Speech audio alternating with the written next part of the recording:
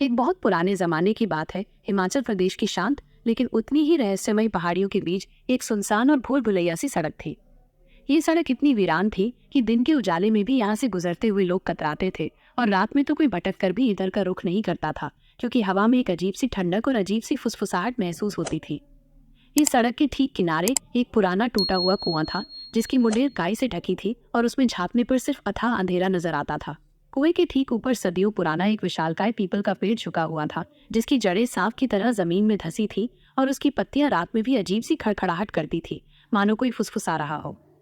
गांव वालों का कहना था कि इस कुएं के पास एक खूंखार चुड़ैल रहती थी, जिसकी प्यास कभी नहीं बुझती थी, माइनस न खून से, न पानी से, न किसी आत्मा की आह से। उसकी आंखें नींबू जैसी पीली और चमकती थी, जिनमें एक भयावह चमक थी, और उसके बाल सूखे पत्तों की तरह बिखरे हुए थे, जिनमें धूल और कीचड़ भरा होता था। कहा जाता था कि जो भी रात में उस कुएं के पास से गुजरता, चुड़ैल उसे अपनी मीठी मोहक आवाज से बुलाती, फिर उसे अपने वश में कर लेती और उसका खून चूसकर अपनी प्यास बुझाती और उसकी आत्मा को कुएं की गहराई में कैद कर लेती।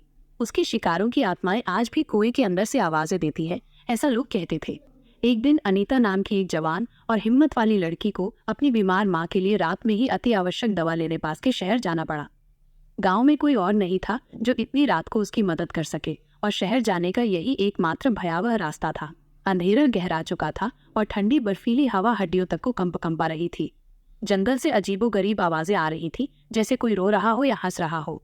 अनीता का पूरा शरीर डर से कांप रहा था, लेकिन उसकी माँ की जान बचाने की जिद उसके डर पर भारी पड़ रही थी। उसने भगवान का नाम लिया, अपने हाथ जोड़े और उस सुनसान डरावनी सड़क पर चल पड़ी। हर कदम पर मौत का भय सता रहा था।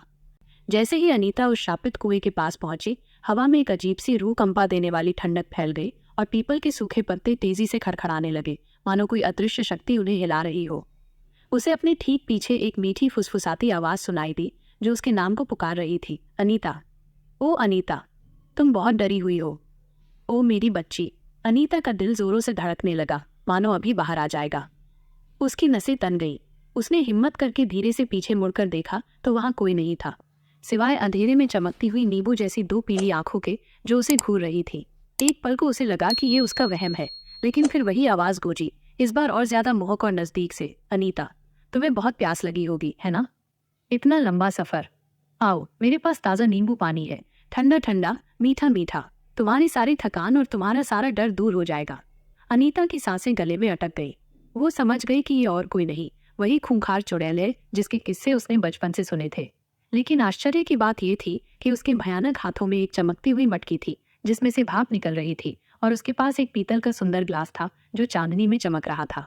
चुड़ैल का चेहरा भले ही भयानक था, लेकिन उसके हाव भाव में एक अजीब सी मासूमियत और एक शातिरपन था जो किसी को भी धोखे में डाल सकता था।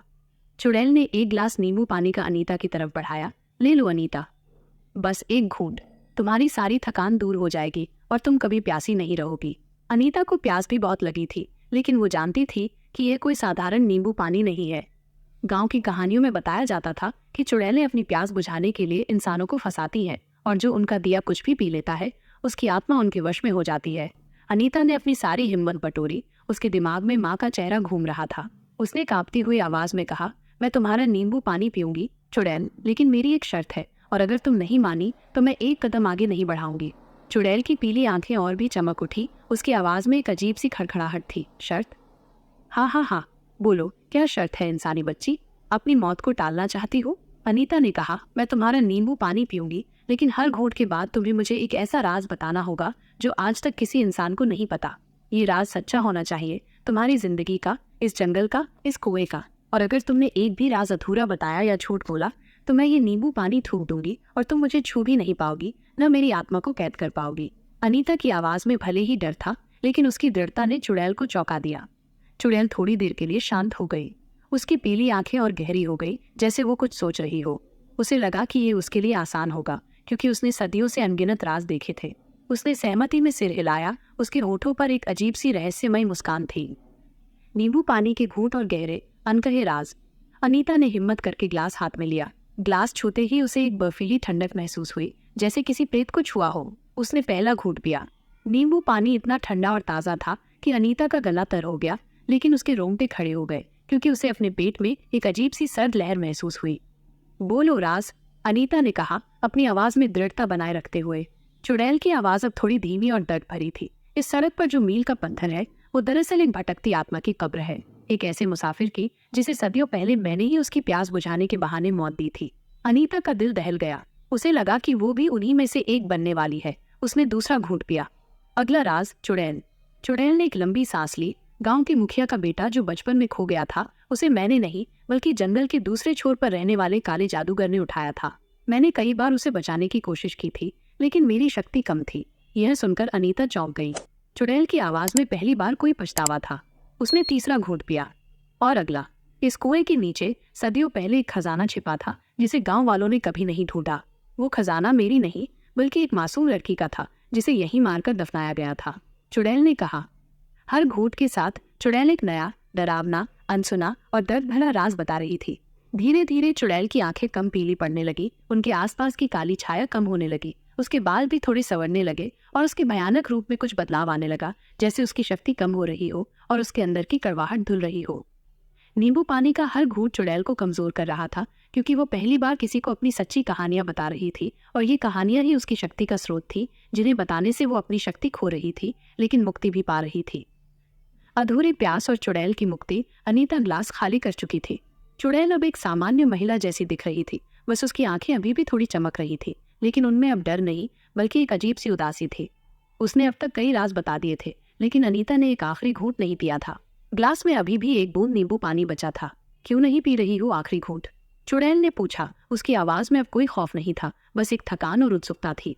अनीता ने ग्लास नीचे रखते हुए कहा, क्योंकि मेरी प्यास बुझ गई है और मैं जानती हूँ कि अगर मैंने आखिरी घूंट पिया तो तुम पूरी तरह से आजाद हो जाओगी और शायद फिर से बुराई करने लगो, शायद फिर से इंसानों को नुकसान पहुंचाओ।